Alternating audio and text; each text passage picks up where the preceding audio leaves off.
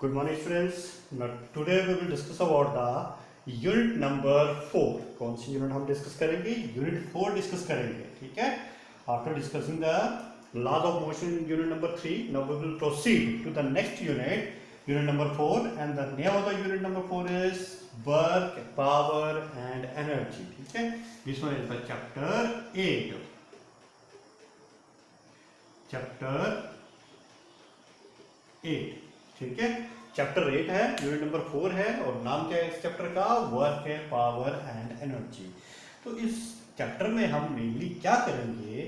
हम work done के बारे में पढ़ेंगे कि वर्क डन क्या चीज होती है. ठीक है. कि हम कोई काम कर रहे हैं तो वो क्या होता है, किसके इक्विवेलेंट होता है, मैथमेटिकल फॉर्म क्या होती है उसकी, पावर क्या चीज होती है. ठीक है. एनर्जी, कितनी तरह की एनर्जीज होती है और हम कौन सी एनर्जीज को यूटिलाइज करते हैं. मेनली हम इसमें जो एनर्जीज पढ़ेंगे वो पढ़ेंगे हम काइनेटिक एनर्जी और पोटेंशियल एनर्जी. ठीक है. As well as the gravitational energy. इन तीन चीजों के बारे में पढ़ेंगे. बट ग्रेविटेशनल एनर्जी जो होगा उसके लिए हमारे पास एक अलग सा चैप्टर है, हम उसमें उसको ज्यादा डिटेल में पढ़ेंगे. तो यहाँ पे हम मेनली दो तरह की एनर्जी को ही डिस्कस करेंगे, kinetic energy as well as the potential energy, और इनके रिलेटेड जो थ्योरम्स बनती हैं उनके बारे में हम डिस्कस करेंगे. ठीक है. तो सबसे पहले आ जाता है वर्क. वर्क क्या चीज होती है. ठीक है. When a force applied on a body, मान लो मेरे पास एक ऑब्जेक्ट है which is placed over the surface of the earth, और सरफेस पर यहाँ पे पड़ा हुआ है. ठीक है. This one. As I will apply a force on this object, इस ऑब्जेक्ट के ऊपर मैंने फोर्स अप्लाई की तो क्या हुआ, ये फोर्स इसके मास से ज्यादा होगी, मतलब इसके जो फोर्स ऑफ फ्रिक्शन जो होगा, लिमिटिंग फोर्स ऑफ फ्रिक्शन जो होगा उससे ज्यादा लगाऊंगा मैं फोर्स, तभी ये बॉडी क्या होगी, मूव करेगी. तो मान लो ये बॉडी जो है मूव करती हुई यहाँ पे पहुंच गई जब मैं इसके ऊपर फोर्स अप्लाई कर रहा हूँ. कितने डिस्टेंस तक मैंने इसको फोर्स अप्लाई करवाई? ऐसे डिस्टेंस तक मैंने इसको फोर्स अप्लाई करा. तो this quantity force applied by s is called as the work done. यानी कि कुछ देर के लिए मैंने फोर्स अप्लाई की किसी बॉडी के ऊपर और उसको मूव करवाया सर्टेन डिस्टेंस तक. ठीक है. तो ये जो क्वांटिटी मिलके बनाती है that is called the work done. ठीक है. When a force applied on the body, when force applied on body, body के ऊपर force apply की on body and displace it through a certain distance is called work done. इसी को हम क्या बोलते हैं? वर्क डन बोला जाता है. ठीक है. एंड मैथमेटिकल फॉर्म क्या बनी फिर इसकी? Work done is equal to force into displacement. That is the mathematical form of the work done. ठीक है. समझाई बात की? वर्क डन क्या होता है? पेन रखा हुआ है, मैंने इसके ऊपर फोर्स लगाई, जैसे फोर्स लगाई तो ये पेन मूव करने लग पड़ा, आगे थोड़ी देर तक इससे मूव किया तो मैंने क्या किया इसके ऊपर? ऐसा आई am doing the work done. ठीक है. क्या कर रहा हूं मैं इसके ऊपर? वर्क डन कर रहा हूं, फोर्स लगा रहा हूं और वो ऑब्जेक्ट है, कंडीशन है ये. ठीक है. क्या कंडीशन है? कि किसी ऑब्जेक्ट के ऊपर फोर्स लग रही है और वो ऑब्जेक्ट जो है सर्टेन डिस्टेंस तक मूव कर रहा है. ठीक है. तब जाकर के हम क्या बोलेंगे कि हमने क्या किया? वर्क डन किया. अगर आप ऐसे बोलो कि मैं इसके ऊपर फोर्स लगा रहा हूं, ये बॉडी मूव नहीं कर रही, तब भी मैं वर्क डन कर रहा हूं. No, that is totally wrong. According to the science के अकॉर्डिंगली हमारे पास ये वर्क डन जो होता है वो जीरो होता है, क्योंकि वर्क डन के लिए कंडीशंस है हमारे पास. कंडीशन क्या रखी है हमने वर्क डन के लिए? फोर्स लगनी चाहिए, सर्टेन अमाउंट की फोर्स होनी चाहिए, एंड जिस ऑब्जेक्ट के ऊपर आप फोर्स अप्लाई कर रहे हो that object must be move a certain distance, कुछ एक सर्टेन डिस्टेंस तक मूव करना चाहिए. तभी जाकर के हम बोल सकते हैं कि we are doing the some kind of the work done on this object. अगर मैं ऐसे बोलूं कि मैं इस बोर्ड के ऊपर फोर्स लगा रहा हूं and I am doing the work done, no, that is the zero work done. क्यों? क्योंकि मैंने फोर्स तो लगा दी इस बोर्ड के ऊपर, बट ये मूव थोड़ा ना कर रहा है. ठीक है. जब ये मूव नहीं कर रहा तो उसका डिस्प्लेसमेंट क्या है? जीरो है. जब डिस्प्लेसमेंट जीरो है तो इसका मतलब वर्क डन में कुछ भी नहीं कर रहा. वर्क डन किसके बराबर है? जीरो. क्योंकि फोर्स इंटू जीरो के इसके बराबर हो जाएगी, जीरो के बराबर. तो वर्क डन किसके बराबर हो गया? जीरो के बराबर हो गया. तो ये कंडीशन ही है. कंडीशन याद रख लेनी है आपने कि वर्क डन कब होगा? जब आपका फोर्स अप्लाई करोगे और वो ऑब्जेक्ट जो सर्टेन डिस्टेंस तक मूव करेगा, तभी आप बोल पाओगे कि that there is work yes to be done. तभी आप बोलोगे कि उसमें वर्क डन जो हुआ है. क्लियर होगी बात ये? ठीक है. That is called the work done when you apply some kind of force on your body and displace it through a certain distance is called the work done. ठीक है. अब यहाँ पे देखो वर्क डन जो है सिंपल एक straight line में थोड़ा लगेगा. समझ रही बात है? अगर मान लो मेरे पास कोई ऑब्जेक्ट है, कंडीशन देख लो यहाँ पे, अगर मेरे पास ऑब्जेक्ट है, मैं तो पहले इसको स्ट्रेट ऐसे फोर्स कर रहा था तभी ये चल पड़ रही थी, लेकिन मान लो मैंने इस ऑब्जेक्ट के साथ एक रस्सी बांध दी हुई है, ठीक है, रस्सी बांध दी है और मैंने इसको यहाँ से पकड़ के मूव करवा रहा हूँ, तो ऑब्वियस ही बात है ये ऑब्जेक्ट जो फॉरवर्ड डायरेक्शन में मूव करेगा, ठीक है, मूव करेगा, ऐसा थोड़ा ना कि इस डायरेक्शन में मूव करेगा, ऐसा थोड़ा पॉसिबल है। अगर मैं रस्सी बांध दी इस ऑब्जेक्ट के साथ, तो ऑब्जेक्ट की तो जब फोर्स अप्लाई करूंगा इसकी मास के ज़्यादा, इनर्शिया से ज़्यादा इसको फोर्स अप्लाई करूंगा तो क्या होगा, ये मूव करने लग पड़ेगा। किस डायरेक्शन में मूव करेगा, इस डायरेक्शन में मूव करेगा, ठीक है। तो यहाँ पे भी तो वर्क डन हो रहा है, लेकिन यहाँ पे एक दिक्कत आ रही है। क्या दिक्कत आ रही है, देखो फोर्स जो मैं अप्लाई कर रहा हूँ वो इस डायरेक्शन में अप्लाई कर रहा हूँ, ठीक है। जब फोर्स इस डायरेक्शन में अप्लाई कर रहा हूँ तो यहाँ पे देखो आपको कुछ याद आएगा कि हमने एक रेजोल्यूशन वेक्टर्स के बारे में पढ़ा था। When the given vector is neither along the x-axis neither along the y-axis, then you have to resolve this component, ठीक है। देखो ना तो ये x-axis की तरफ लगा रहा फोर्स, ना तो ये y-axis की तरफ फोर्स लगा रहा है, तो मुझे क्या करना पड़ा, इस फोर्स को रिजोल्व करना पड़ा। क्यों, क्योंकि एक सर्टेन एंगल पर फोर्स लगा रहा है with respect to the horizontal, horizontal के साथ ही ये, ऐसा नहीं है कि ये हॉरिजॉन्टल है और मैं यहाँ पे एंगल लगा रहा हूँ। Parallel sides are equal, mathematics में आप लोगों ने ये पढ़ा हुआ है, ठीक है। पैरेलल साइड्स कितनी इक्वल होती हैं, तो पैरेलल यहीं पे अगर हॉरिजॉन्टल लेना चाहते हो तो यहाँ से भी ले लो, यहाँ से लेना चाहते हो तो वहां से ले लो, कोई दिक्कत नहीं है। तो हॉरिजॉन्टल के साथ ही इसने एंगल कितना बना रहा है, थीटा, क्योंकि अगर मैं इसको एक्सटेंड भी कर देता हूँ हॉरिजॉन्टल के साथ यहाँ पे, तो ये एंगल भी वही बनेगा, ठीक है। सेम लाइन के साथ जो एंगल बनाया जाता है that will be the equivalent, ठीक है, पढ़ा होगा आपने मैथमेटिक्स में इसके बारे में। तो ये एंगल भी क्या होगा, थीटा होगा। अब देखो यहाँ पे, अब यहाँ पे कोई प्रॉब्लम आ गई। प्रॉब्लम क्या आ गई, यहाँ पे फोर्स तो स्ट्रक्चर में लग रही, तो मुझे तो पता नहीं लग रहा कि कौन सा कंपोनेंट क्या काम कर रहा है, आगे की तरफ कौन सा लेके जा रहा है और इनर्शिया को कौन सा इसको कर रहा है, बैलेंस कर रहा है। तो देखो मुझे क्या करना पड़ा, यहाँ पे रेजोल्यूशन करनी पड़ी। ये आगे मेरे पास वर्टिकल कंपोनेंट है और ये बना मेरे पास हॉरिजॉन्टल कंपोनेंट है, तो इसको लिखूंगा एफ एक्स की वैल्यू कितनी होती है, एफ कोस ऑफ थीटा होती है। कितनी होती है, F cos theta, horizontal component, जहां से वेक्टर जो शिफ्ट होता है, शिफ्ट कहां से हुआ, हॉरिजॉन्टल से शिफ्ट हुआ, किस तरफ गया, ऊपर की तरफ गया, कितने एंगल से, थीटा एंगल से शिफ्ट हुआ ये। तो ये कंपोनेंट क्या बना आपके पास, हॉरिजॉन्टल कंपोनेंट बना ये।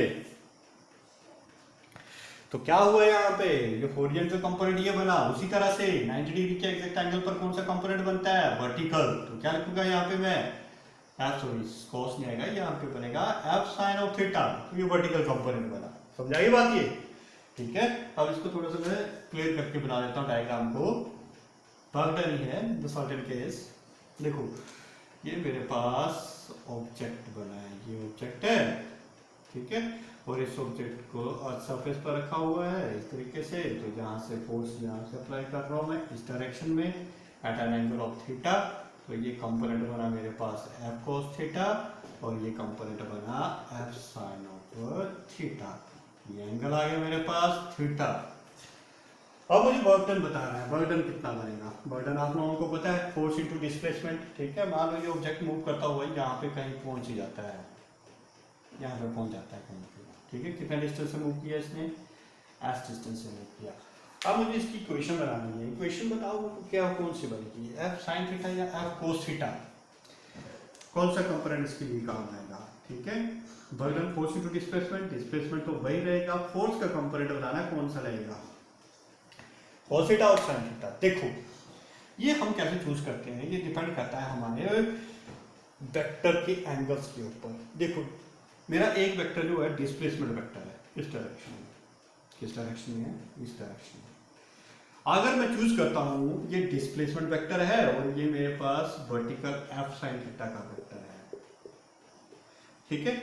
अगर मैं चूज करता हूं इस वेक्टर को, यानी कि मैं फोर्स कंपोनेंट इस तरफ लगा रहा हूं या इस कंपोनेंट इस तरफ जा रहा हूं, तो दोनों के बीच का एंगल कितना बना, 90 डिग्री का, ठीक है। एंगल कितना बना, 90 डिग्री का। और यहाँ पे आपको पता है इसकी वैल्यू कितनी हो जाएगी, 0 हो जाएगी। क्यों, क्योंकि ये दोनों तो 90 डिग्री का एंगल बना रहे हैं। 90 डिग्री पे मैक्सिमम वर्क डन थोड़ा ना मिलेगा, मुझे ये मूव करता हुआ थोड़ा ना नजर आए, मूव थोड़ा ना करवा पाऊंगा इसको। जब मैं फोर्स इस ऑब्जेक्ट के ऊपर ऐसे ऊपर की तरफ लगा रहा हूँ तो ये मूव थोड़ा ना कर रहा है, ये तो वही का वही रह रहा है, या तो वही रहेगा या तो थोड़ा ऊपर की तरफ लिफ्ट करेगा, उसी डायरेक्शन में नहीं करेगा, ठीक है। तो देखो यहाँ पे with respect to this component बना रहा हूँ मैं, ठीक है। अब दूसरा कंपोनेंट देखो, यहाँ पे फोर्स F cos थीटा इस डायरेक्शन में है, जबकि S की वैल्यू भी इसी डायरेक्शन में है। जब मैं फोर्स इस डायरेक्शन में लगा रहा हूँ तो डिस्प्लेसमेंट भी इसी डायरेक्शन में हो रही है, तो both are in the same direction. यानी कि जब मैं F cos थीटा कंपोनेंट ले रहा हूँ तो मुझे मैक्सिमम वर्क डन मिल रहा है, जबकि इस कंपोनेंट को चूज कर रहा हूँ तो वर्क डन की वैल्यू क्या हो जाएगी, 0 हो जाएगी। यहाँ पे कोई भी वर्क डन नहीं हो रहा है, ठीक है। तो मैं कौन सा वेक्टर चूज करूंगा, F cos थीटा, मतलब जो वेक्टर हमें मैक्सिमम वैल्यू प्रोवाइड करवाता है उसी काम के लिए। तो यहाँ पे बनेगा F cos थीटा, ठीक है। तो इस वर्क डन को मैं ऐसे लिखता हूँ, F S cos of theta, ठीक है। That is the work done when the force is applied at the certain angle. अब देखो यहाँ पे मैं प्रूव करके बताता हूँ, जब फोर्स और इसमें डिस्प्लेसमेंट में वेक्टर कितना एंगल कितना आएगा, theta, theta equal to 0 degree. तो देखो वर्क डन कितना आया, एफ एस, मैक्सिमम मिला ना यहाँ पे काम हमें, और हमें पता है मैक्सिमम वैल्यू इसी तरफ होती है। जब मैं किसी ऑब्जेक्ट को ऐसे खींचूंगा अपनी तरफ तो ये तो मैक्सिमम वर्क डन दिया। तो देखो डिस्प्लेसमेंट में मेरी डायरेक्शन में है और फोर्स में अपनी डायरेक्शन में लगा रहा हूं, तो दोनों के बीच का एंगल कितना बना, 0 डिग्री का एंगल बना, ठीक है। तो दोनों केसेस में एंगल बना 0 डिग्री और वर्क डन मुझे क्या मिला, मैक्सिमम मिला। जबकि अगर मैं थीटा लेता 90 डिग्री तो देखो क्या हो जाना था, F S cos of 90 degree. तो कॉस 90 डिग्री की वैल्यू जब मैं लगी तो मुझे वैल्यू मिली 0, क्योंकि कॉस 90 क्या होता है, 0 होता है। डिस्प्लेसमेंट मुझे इस तरफ करवानी है, फोर्स मैं इस तरफ लगा रहा हूँ, तो नॉट पॉसिबल, ऐसा पॉसिबल ही नहीं है, ठीक है। और साइन कंपोनेंट को मैंने इसलिए चूज नहीं किया क्योंकि साइन कंपोनेंट 90 डिग्री पर मैक्सिमम होता है, ठीक है।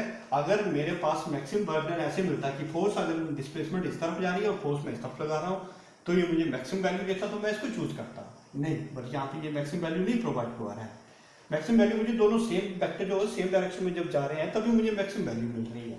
तो मैक्सिमम वैल्यू जब सेम डायरेक्शन के लिए होती है, सेम वेक्टर्स डायरेक्शन के लिए जो वेक्टर जाते हैं तो वो cos थीटा में ही प्रोवाइड होता है। एंगल कितना बनेगा, 0 डिग्री, और cos 0 की वैल्यू मैक्सिमम कौन से कोसाइन पे फंक्शन की होती है, वो होती है 0 डिग्री, सॉरी cos थीटा के ऊपर ही होती है, ठीक है। तो यहाँ पे इसलिए मैंने यहाँ पे cos ऑफ थीटा को चूज किया। तो this one is the formula, basic formula, यही फार्मूला आपको काम आएगा मैक्सिमम टाइम, ठीक है। F is equal to, sorry W is equal to F S cos of theta. इसी को मैं वेक्टर फॉर्म में लिखता हूँ। वेक्टर फॉर्म में देखो कैसे लिखेंगे, W is equal to F S vector form. अब बताओ यहाँ पे क्या लगेगा, दो तरह की प्रोडक्ट हमने पढ़ी है, क्रॉस पढ़ी है और एक डॉट पढ़ी है। तो कौन सी प्रोडक्ट हम इसमें चूज करेंगे, स्केलर प्रोडक्ट और वेक्टर प्रोडक्ट, ठीक है। आप लोगों को यहाँ पे पता है जब हमारे पास वैल्यू जो मैक्सिमम मिल रही है cos ऑफ थीटा पे मिल रही है, और cos को जब हम रिमूव करते हैं तो हम कौन सी प्रोडक्ट यूज करते हैं, डॉट प्रोडक्ट के लिए यूज किया जाता है, डॉट प्रोडक्ट, ठीक है। डॉट प्रोडक्ट आप लोगों ने पढ़ा होगा, vector A dot vector B is equal to A B cos of theta पढ़ा है। जबकि क्रॉस प्रोडक्ट का फॉर्मूला होता है A cross B is equal to A B sine theta into N cap, ये होता है इसका फॉर्मूला, ठीक है। ये होता है क्रॉस प्रोडक्ट के लिए, और ये तो डॉट प्रोडक्ट के लिए। डॉट प्रोडक्ट में कौन सा एंगल इन्वॉल्व है, cos थीटा, तो cos थीटा को मैंने यहाँ से रिमूव किया, तो कौन सा प्रोडक्ट आएगा यहाँ पे, डॉट प्रोडक्ट के यूज किया जाएगा, ठीक है। तो this one is all about the work done, किसके अबाउट है ये, वर्क डन के अबाउट है। क्लियर होगी बात ये। अब आ जाते हैं इसकी यूनिट के ऊपर, ठीक है। वर्क डन जो है उसकी यूनिट क्या है, what are the unit of the work done.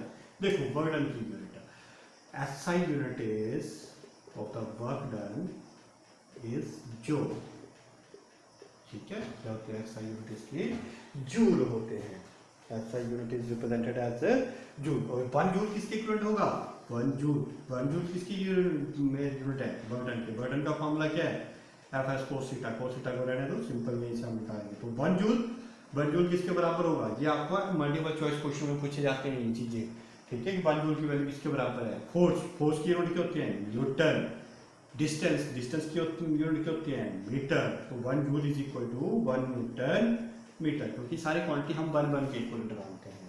उसी तरह से CGS यूनिट बताओ इसकी, ठीक है। CGS यूनिट जो होते हैं वर्क डन के, वर्क के CGS यूनिट जो होते हैं वो होते हैं अर्ग। ये आप लोगों ने स्टार्टिंग में डायमेंशन फार्मूला में पढ़ा होगा, ERG, convert the 10 joule into अर्ग, ये पढ़ा होगा आप लोगों ने, ठीक है। तो अर्ग डन जो होती है, अर्ग होती है अर्ग, तो अर्ग 1 अर्ग किसके इक्वल होगा, फोर्स इनटू डिस्प्लेसमेंट। तो 1 erg will be equal to the newton की unit in the CGS system कितने होते हैं? डायंस। 1 डायंस इनटू मीटर की यूनिट सेंटीमीटर इसमें सीजीएस में सेंटीमीटर, तो 1 अर्ग इज इक्वल टू 1 डायन सेंटीमीटर, इसके इक्वल है 1 डायन सेंटीमीटर के इक्वलेंट।